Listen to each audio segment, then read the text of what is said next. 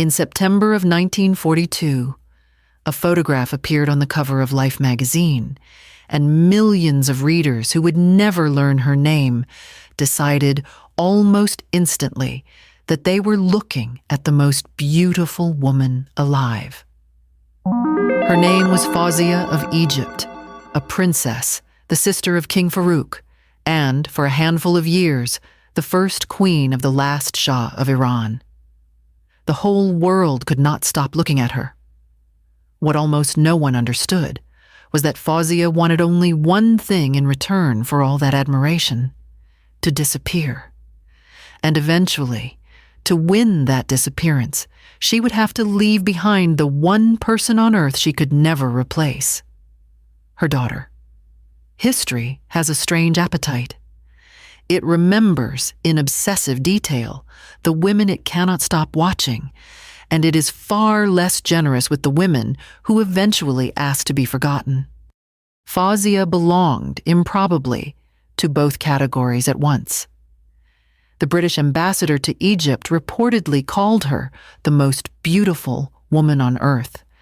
The exact wording and context of the ambassador's remark should be treated as a second-hand anecdote rather than a documented quotation. Her face traveled on magazine covers into living rooms on the far side of the planet. Homes whose occupants would study that face over their morning coffee and never once learn the first true thing about the life behind it. Reporters, groping for a comparison equal to what they saw, reached for Hedy Lamarr and Vivian Leigh. She was a princess born into one royal house, married into another, and put on display wherever beauty, rank, and diplomacy were expected to perform together in front of a camera. For a short season, she stood beside Mohammad Reza Pahlavi in the marble palaces of Tehran. Her father had been King Fuad I of Egypt. Her brother Farouk would become Egypt's flamboyant young monarch, remembered for his appetite, his extravagance, and eventually his political collapse. Her marriage placed her, at 17, near two of the most consequential thrones in the modern Middle East. By every external measure the public used to keep score, she had everything a person could be given: jewels, titles, ceremonial cars, state dinners, a place in history that looked, from the outside, entirely secure. And then she walked away from it. She surrendered the crown. She lost the title. She crossed a border back to the city where she had been born, and in Tehran, behind her, she left the one child she had brought into the world. That child is the reason this story never became simple, no matter how many times the newspapers tried to make it simple. They called her the Sad Queen. What the papers never printed, because they never truly knew, was what exactly had made her sad. Fawzia never wrote a memoir. She gave no revealing interview. She spent her final decades living so quietly in Alexandria that some of her own neighbors had no idea the pleasant older woman they nodded to on the street had once been a queen. The most photographed woman of her generation devoted the second half of her life to the patient, deliberate art of becoming invisible. Because she left almost nothing in her own voice, her story survives only in fragments. A sister-in-law's recollections, a photographer's private notes, a diplomat's letter home, the memory of people who had once stood near enough to the palace doors to see something true. Some of the details attached to those fragments cannot be independently verified, and this account will flag those moments as they come. But together, they let us assemble something close to the truth of what her beauty actually cost her, and what it cost the daughter she left behind. The story does not begin in Tehran. It begins beside the Mediterranean, in the gardens of a palace in Alexandria, with a little girl whose name had been chosen for her before she could speak, Fawzia was born in 1921 during the reign of her father, Fuad, who was sultan then and would shortly claim the title of king. Her brother, born a year earlier, was Farouk. Fawzia was one of 4 daughters, and there was something almost eerie in how their names had been arranged. Fawzia, Faiza, Faika, and Fatia, all 4 beginning with the same letter, said to honor a grandmother none of the 4 girls had ever met. It is a small detail, but it tells you almost everything about the house Fawzia was born into. Even a newborn girl's name was not truly hers. It was an inheritance, decided by people she had not yet met. She grew up inside a palace on the edge of Alexandria, surrounded by the polished machinery that keeps royalty comfortable. British nannies supervised the nursery. Italian servants doted on the bright, quick little girl. French was the language of the dinner table, English the language of the schoolroom, and the whole court looked toward Paris and London far more readily than toward the crowded, ordinary streets of Cairo just beyond its gates. Fuad himself had been educated abroad and was thoroughly European in his tastes, and the world he built for his children faced resolutely in that same direction. Behind high walls and tall windows, Fawzia was adored. She was also constantly watched. Those who knew her later would say this was the one thing she could never learn to tolerate. Even as a small girl, she wanted to walk where she pleased, to be, for even a single hour, an ordinary person moving through an ordinary day. But in her father's palaces, no one went anywhere unannounced. Long before she was ever a queen, Fawzia was already living inside a gilded cage. She simply did not yet know that the next cage, farther east, would be colder still, and that its bars would eventually include a locked door between herself and her own child. By the time she reached young womanhood, her beauty had already been noticed by courtiers, matchmakers, and ambassadors whose profession was to notice exactly such things. In the marriage markets of the world's remaining royal houses, a beautiful princess from an ancient line was never simply a daughter to be cherished. She was an asset to be placed. Far to the east, a man was looking for exactly that kind of asset. In Tehran, an army officer named Reza Khan had climbed through the ranks and made himself a king, crowning himself Reza Shah and founding a dynasty that was, in the most literal sense, brand new. What such a dynasty inevitably lacked was age. The deep, unquestioned respectability that centuries of bloodline confer automatically. For his son and heir, Crown Prince Mohammad Reza, Reza Shah wanted a bride from a house far older and grander than his own, and the oldest, grandest Muslim throne within reach was the one sitting in Cairo. Some accounts even suggest that it was Ataturk, the great reforming leader of neighboring Turkey, who first floated the idea. The claim that Ataturk personally suggested the marriage cannot be independently confirmed. Whatever its true origin, there should be no illusions about what Reza Shah was purchasing. He wanted, above all, a son, a male heir who could carry his newly minted dynasty forward with a bloodline no one could question. The beautiful Egyptian princess was simply the vessel best suited to secure that outcome. It was an enormous thing to ask of a 17-year-old, and the man asking was not, by any account, a gentle one. Fawzia, it is said, disliked her future father-in-law almost from the moment she encountered him. She found him harsh and more than a little frightening, a soldier who ran his own household with the same discipline he had once imposed on an army. she was not alone in that fear. Reza Shah's own son, the very Prince Fawzia was being asked to marry, had grown up thoroughly intimidated by his father. There were other obstacles between the two courts. The Egyptians were Sunni. The Iranians were predominantly Shia, and the Iranian constitution required that the mother of any future Shah be Iranian by birth. So Tehran's parliament simply rewrote the clause, carving out room for an Egyptian bride. An entire nation altered its own constitution to permit a single marriage.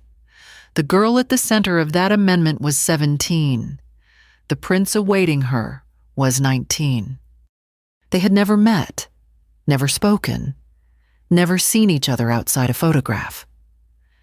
Their first true meeting took place on the day they were married. The wedding happened in Cairo in March of 1939 at Abdeen Palace, celebrated on a scale designed to overwhelm the senses. Fireworks burst above the Nile. Flower-covered floats rolled down the wide avenues. Guests were reportedly handed boxes of sweets decorated with gold and precious stones. This detail should be treated as an unverified anecdote. King Farouk marked his sister's wedding with a banquet, said to run to 20 courses. The exact number of courses cannot be independently confirmed. Into the middle of all that dazzling excess walked the bridegroom, dressed in the plain uniform of an army officer, standing beside the free spending splendor of the Egyptian court. The contrast was impossible to miss. In the days that followed, Farouk took his new brother-in-law on a tour of the country. The pyramids, the University of Al-Azhar, the great palaces of earlier rulers. The young crown prince was visibly awed and resolved that Iran would one day need palaces to match them. Beside the confident Farouk, the prince seemed to shrink a little, still living under his own fearsome father's shadow, easily overshadowed by his new brother-in-law. Every man surrounding Fawzia in those early days was forceful and certain of himself. Her new husband was not yet one of them. And here is the part the sad ending tends to erase entirely, simply because we already know how it turns out. It is tempting to imagine this marriage as cold from its very first hour. But it was not at the beginning. The Shah's own twin sister, Princess Ashraf, drove out to meet the newlyweds when they reached Iran, and what she remembered afterward was genuine warmth. When the two of them looked at each other, she wrote, "It was with eyes full of affection. This bride and groom," she said plainly, actually liked each other. Those closest to Fawzia had given her a private nickname, Wuzzy, and the name suited the girl they actually knew. Quick to laugh, hungry for life, faintly impish underneath the practiced serenity that photographs demanded of her. For one brief season, an arrangement engineered by two calculating old men looked as though it might quietly become something like an actual marriage between two young people genuinely fond of each other. But first, she had to leave everything she had ever known. When the celebrations in Cairo wound down, Fawzia boarded a train bound for Tehran, her mother, Queen Nazli, seated beside her. The story that survives is that the electricity in the railway carriages kept failing along the route, plunging the two women into darkness again and again, until they began joking that the daughter of one king and the wife of another were embarked on something closer to a camping trip than a royal procession. This detail should be treated as a family anecdote rather than a documented fact. It is a small, almost comic image, but sit with it. A girl of 17, in the dark on a slow-moving train, leaving behind the sea she had been born beside, the language she still dreamed in, the sisters whose names echoed her own, carried toward a country she had never seen. She had traded one gilded cage for another. She simply did not know it yet. That marble palace waiting for her in Tehran was new, imposing, and cold.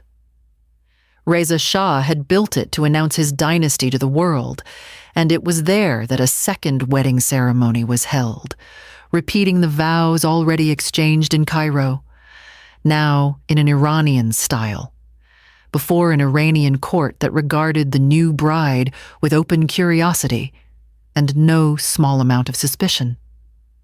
The young bride, raised among the sunlit gardens of Alexandria, found the grand new rooms wanting. The food was unfamiliar, and Persian was a wall she could not climb.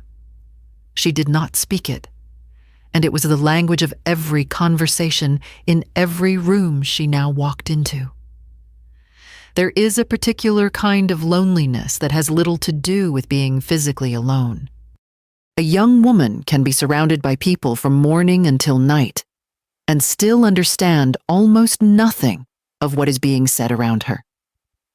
Fawzia was learning that loneliness inside a palace built to impress her.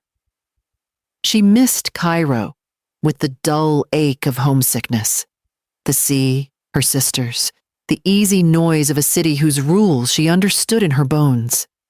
Tehran offered her a title, a husband she barely knew, and a court that watched her closely from a careful distance.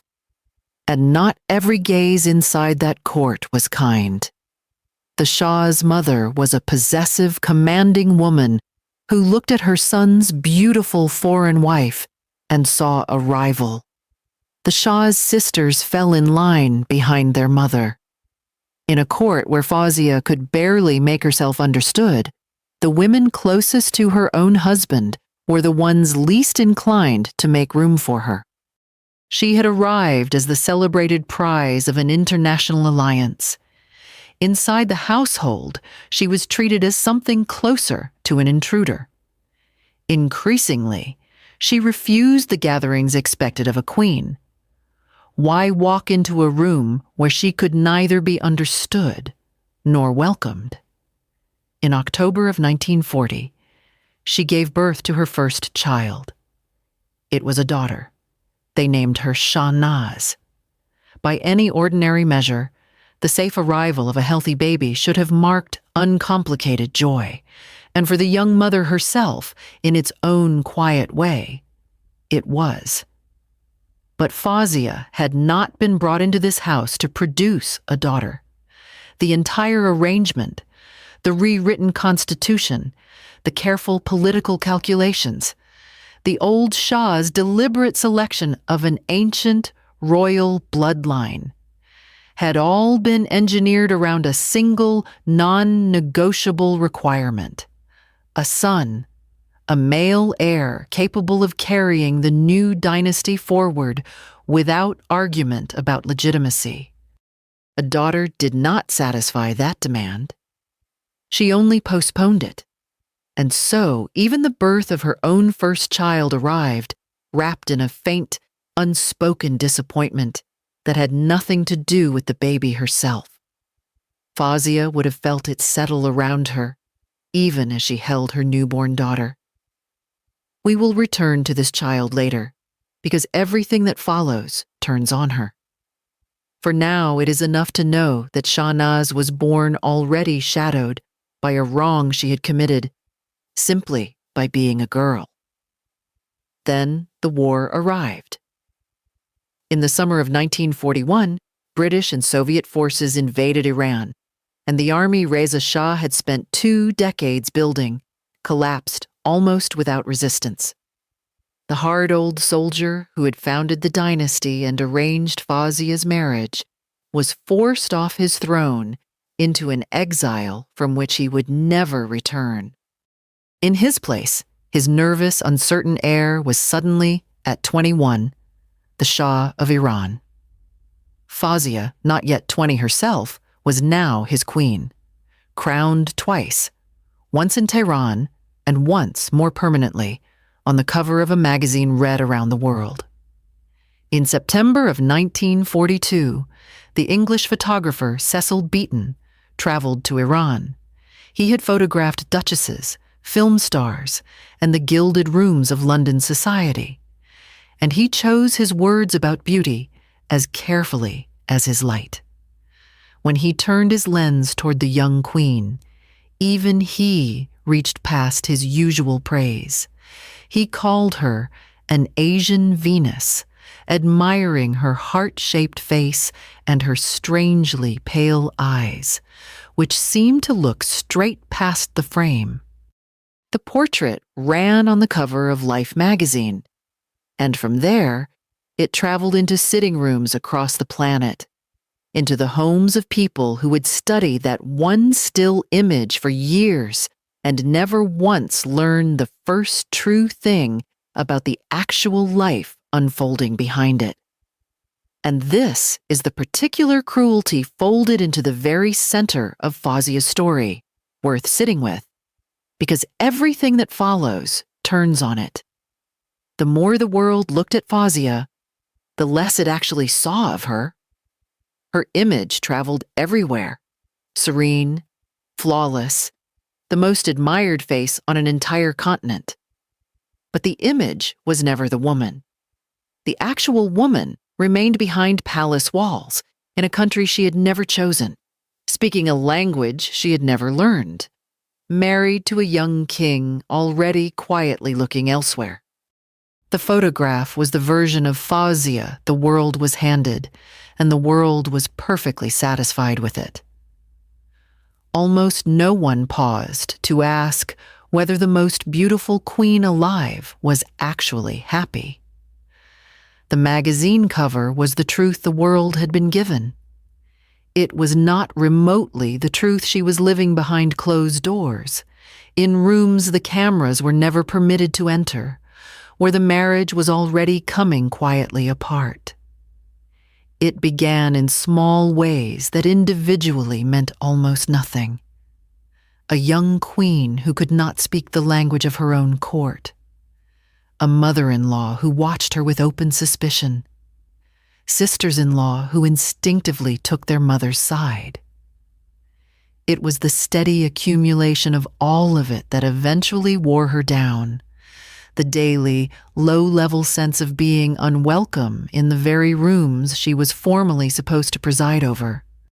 The women of the Pahlavi household had apparently decided, almost from the beginning, that this foreign newcomer represented a direct competitor for the Shah's affection, and they treated her accordingly.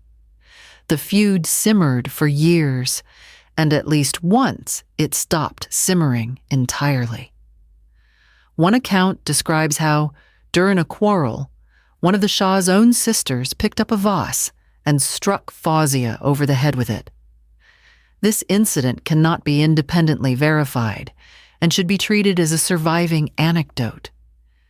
This was the Queen of Iran, the celebrated Asian Venus of the magazine cover. And behind the palace walls, a young woman who could apparently be struck with porcelain by a member of her own adopted family. The official portrait promised serenity. The lived reality offered something else entirely.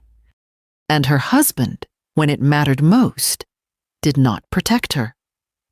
When the household turned against Fawzia, the Shah did not place himself between his wife and his own mother. He sided again and again with his mother. The frightened boy who had grown up under Reza Shah's punishing hand had become a young king who found it easier to yield to the dominant woman in his family than to defend the wife chosen for him. Years later, he admitted as much, telling the British ambassador privately that his mother was probably the main obstacle to the Queen's return. He understood the problem. He simply would not do anything meaningful about it. There was another wound, and this one was public. The young Shah was unfaithful and made little effort to be discreet about it. From roughly 1940 onward, He was regularly seen driving through Tehran with one woman or another beside him. Consider what that meant for the woman waiting back at the palace. Fawzia did not merely suspect that her husband was straying. She lived in a city that could watch him do it openly.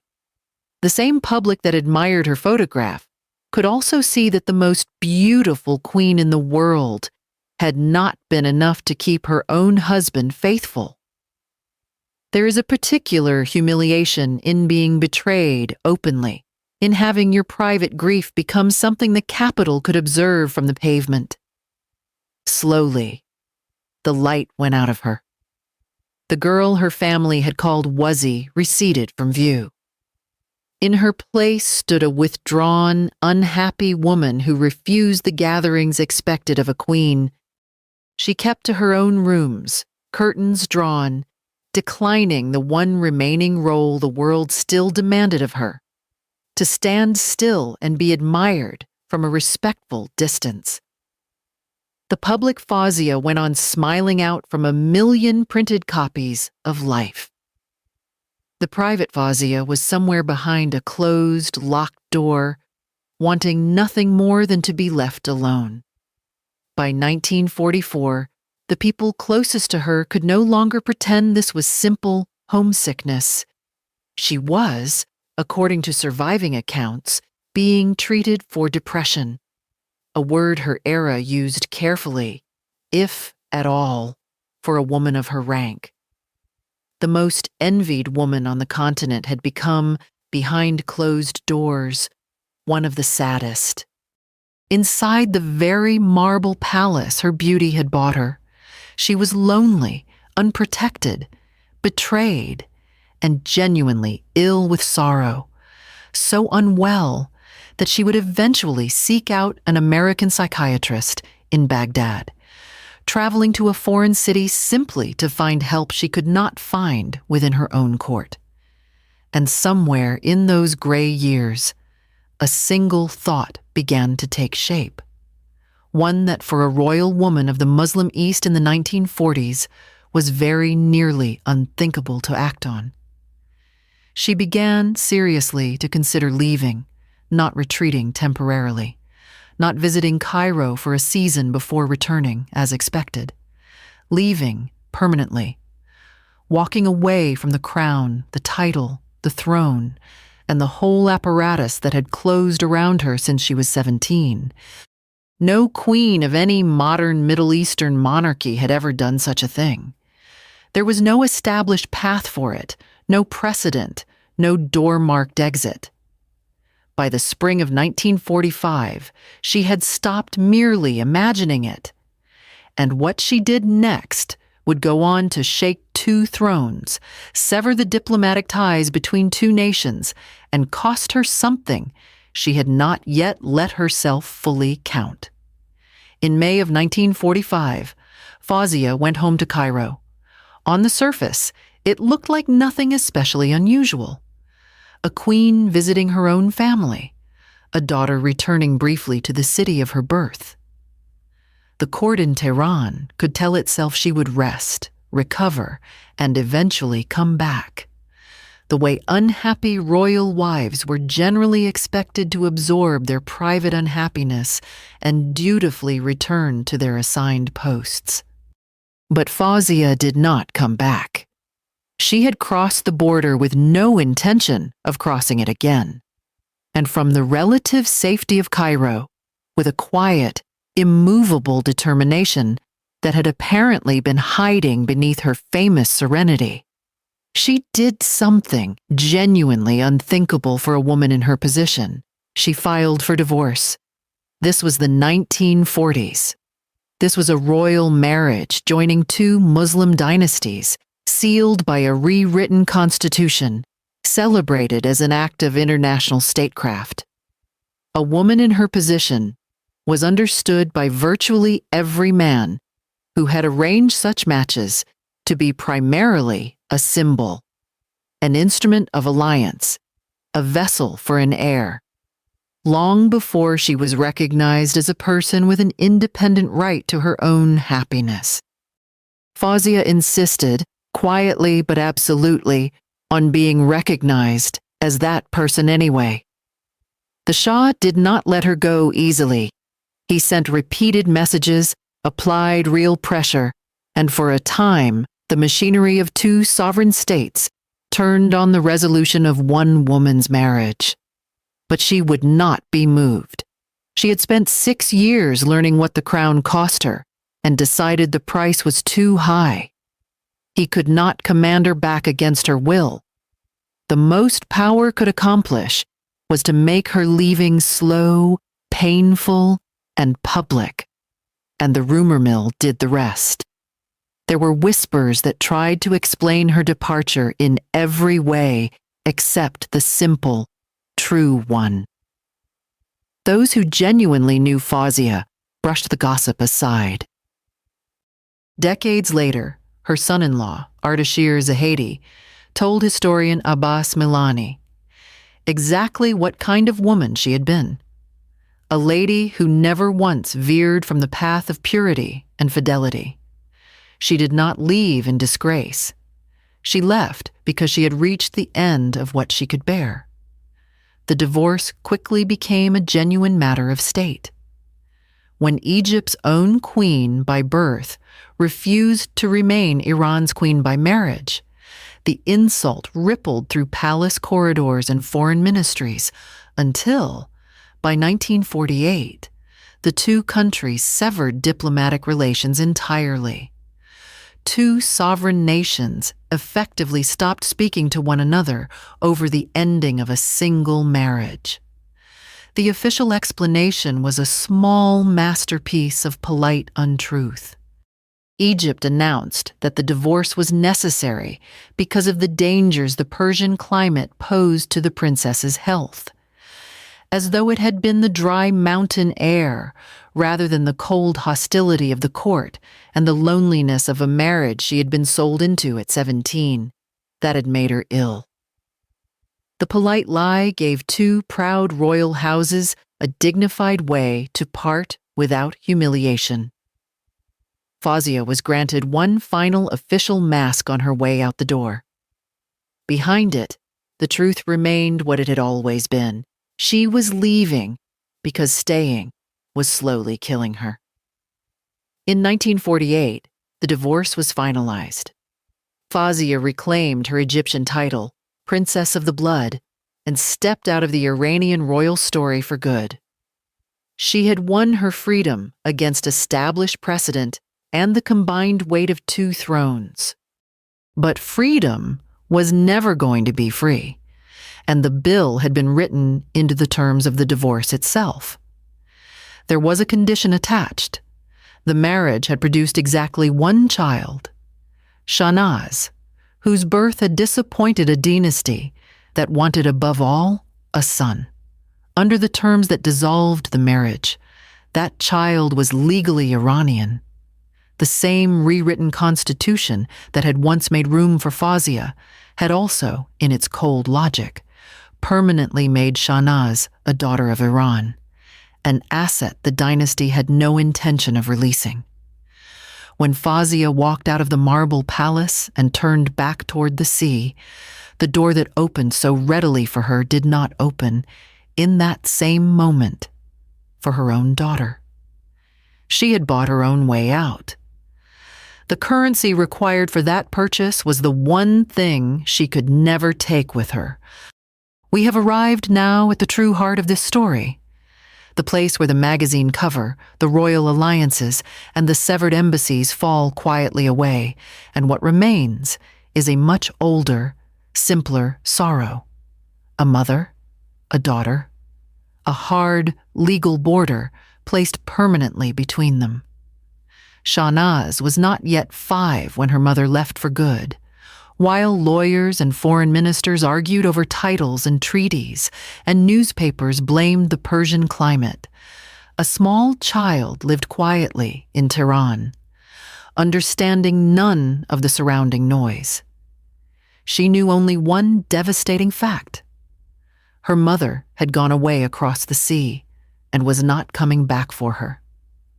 It would be tempting to conclude that Fawzia weighed her own freedom against her daughter's presence in her life and chose against the daughter.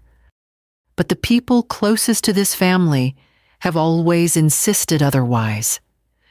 According to accounts from her husband's extended family, Fawzia did not abandon Shahnaz deliberately. She was forbidden from taking the child with her.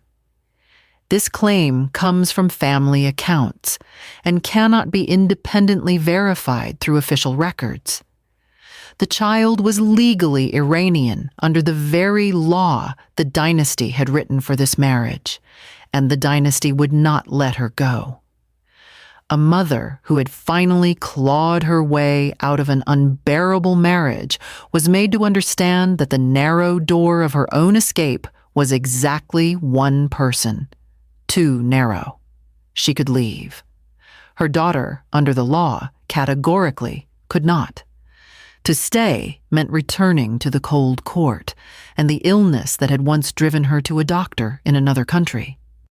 To go meant saving herself while losing her child in the same motion. Fawzia ultimately chose to survive. And the cost was a little girl left behind, raised largely by the same women who had once broken a vase over her own mother's head. We do not have any surviving record of the actual parting. Fawzia never once described it publicly, but it is not difficult to assemble the scene. Somewhere inside a Tehran palace, a mother held a daughter not yet 5, aware of something the child could not understand. That this embrace was an ending, that the next meeting would be a supervised visit, not a homecoming. And then, somehow, she let go anyway. Whatever it cost her, she carried that cost in complete silence for the rest of her long life. Shahnaz was raised without her mother, primarily by her aunt, Princess Ashraf, in one of the family's palaces. Attended constantly, educated as a royal child, and quietly aware, in the background of her childhood, that her mother was far away, while her father remained occupied with the ongoing search for the male heir the dynasty still needed.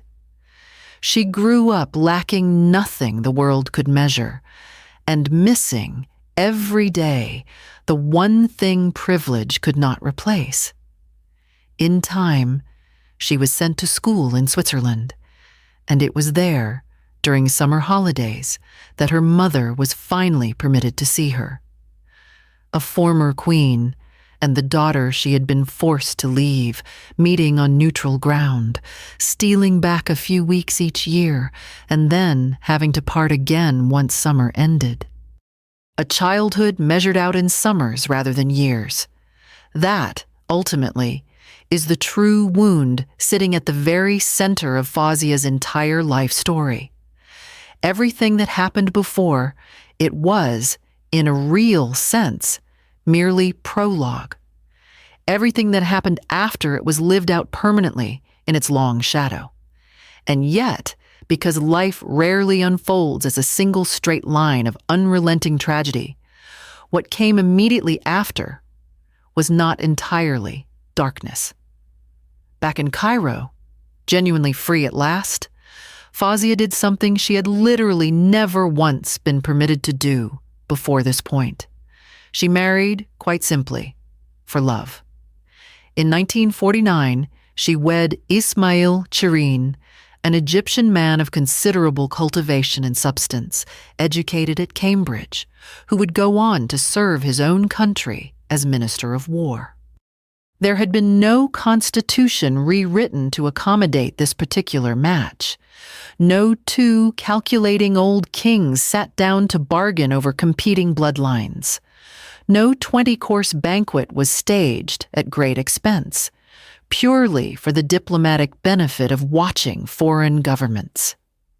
There was, this time, simply a 27-year-old woman who had once been effectively sold into a dynastic arrangement without her consent, and who had since fought her own way back to something resembling herself, now finally choosing, entirely on her own terms for the very first time in her adult life.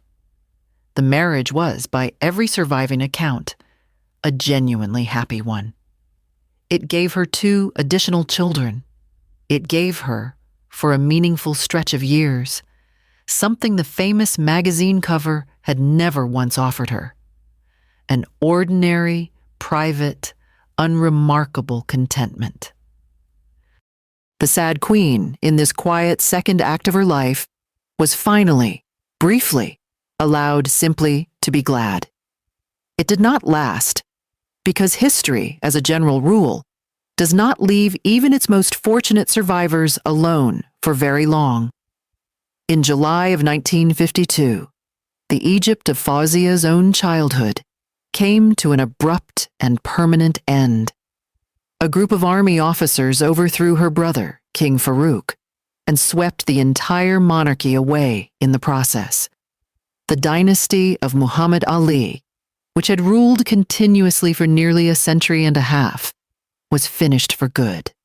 And Fawzia, who had already voluntarily given up one crown entirely by her own choice years earlier, now had the remaining pieces of her royal life taken from her by outright force instead. Her remaining titles were formally stripped. Her personal property was confiscated by the new government. The Princess of Egypt, the former Queen of Iran, the same woman a British ambassador had once reportedly called the most beautiful he had ever personally seen, was reduced, almost overnight, to the status of an ordinary private citizen inside a country that no longer recognized any royalty at all. Both of her thrones were now gone completely.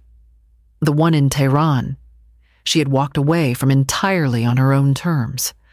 The one in Cairo had simply been pulled down violently around her, whether she wanted it gone or not. Everything the wider world had once envied her for, the 2 separate dynasties, the crown, the famous magazine cover, the very title that had originally cost her a daughter, all of it had effectively turned to dust within the space of just a handful of years. What remained to her afterward was only what she had genuinely chosen for herself along the way. A husband she truly loved, the children born of that second, happier marriage, and a daughter across the sea she could still only reach each year during a few short weeks of summer. The most beautiful woman in the world by the world's own repeated estimation had been given, at various points, nearly everything imaginable, and had then watched almost all of it be taken away again, piece by piece, over the course of her life. What remained to her in the end was the one single thing she had genuinely wanted since she was a restless, closely watched girl wandering her father's gardens as a child, simply to be left alone, unobserved, unremarkable, free. For the remainder of her long life, she largely got exactly that wish. The decades that followed were quiet ones, and she made them through her own deliberate effort, quieter still. She lived out her later years in Alexandria, the very city where she had originally been born, beside the same familiar sea, in a modest villa, functioning entirely as a private woman with no public role whatsoever. Her neighbors knew her and were genuinely fond of her, and called her simply Mrs. Chireen. Polite, pleasant, perfectly ordinary to pass on the street on any given afternoon. Most of them, remarkably, had absolutely no idea that the agreeable older woman who nodded to them in passing had once been crowned the most beautiful queen alive anywhere on earth, had once stared serenely out from the cover of Life magazine into a million unsuspecting living rooms, and had once been the central figure in a divorce so consequential It severed formal diplomatic relations between two entire sovereign nations. She never told them any of it. Why, after everything, would she have wanted to? Anonymity, for Fawzia, was never a punishment she was simply forced to quietly endure. It was, in fact, the prize she had spent the greater part of her entire adult life actively trying to win for herself. There is a certain strange, almost poetic justice buried in that outcome. The little girl wandering her father's gardens had wanted, more than anything, to walk wherever she pleased without being constantly watched. The young queen trapped inside the marble palace had eventually drawn her own curtains and permanently turned away from the public face the entire world kept demanding of her. And the elderly woman living quietly in Alexandria could, at long last, walk to the local market completely unrecognized, could move through an entirely ordinary day as an entirely ordinary person, could finally be, for the rest of her natural life, exactly no one of any particular importance to anyone at all. The single most photographed woman of her entire generation had, in the end, successfully achieved total invisibility.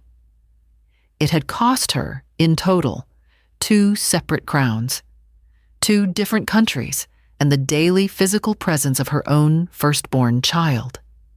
She kept her silence faithfully all the way to the very end. She never wrote any memoir. She gave no grand final confession, no revealing tell-all interview, no public settling of old scores.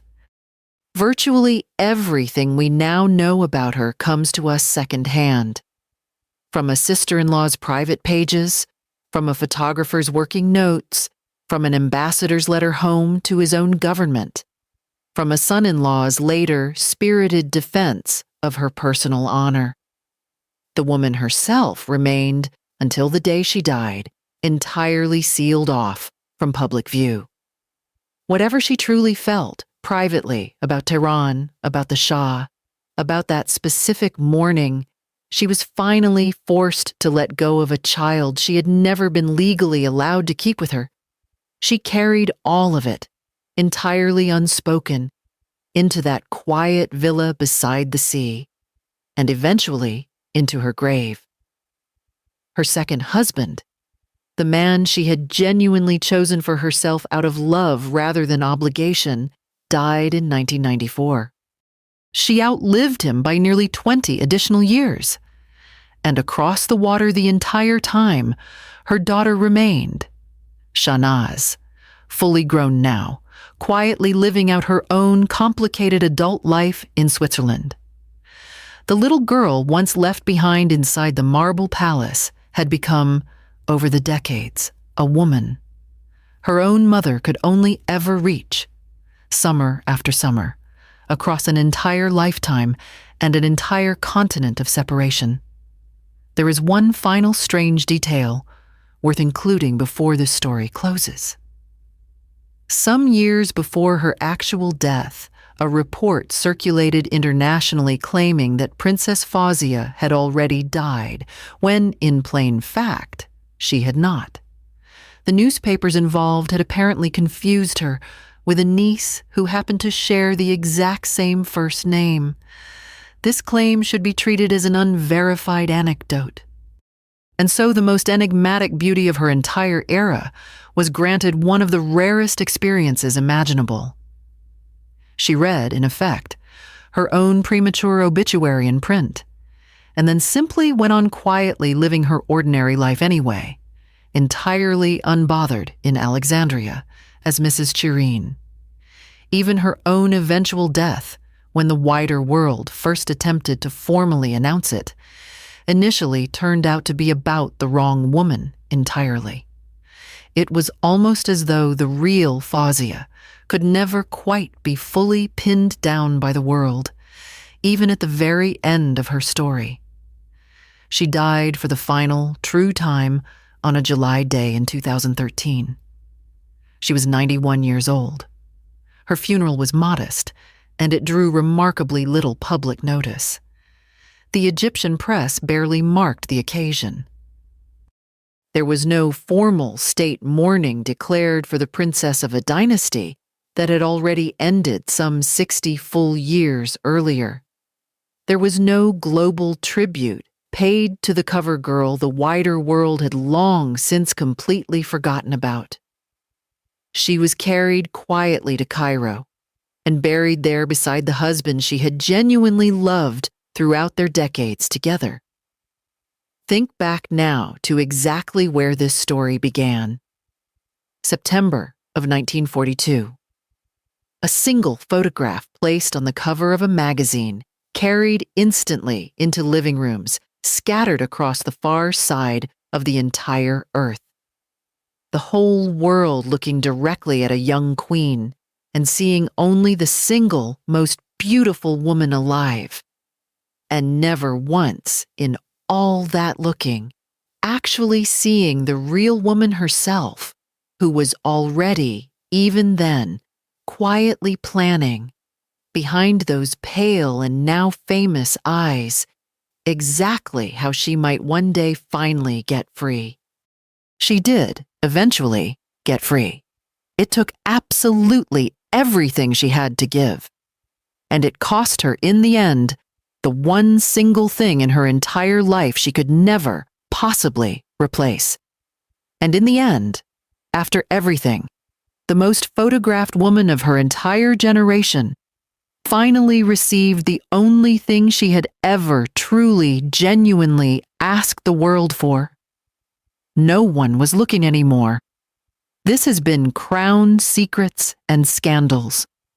If her story stayed with you, there are so many more of these women waiting to be told. Subscribe, and we'll see you in the next one.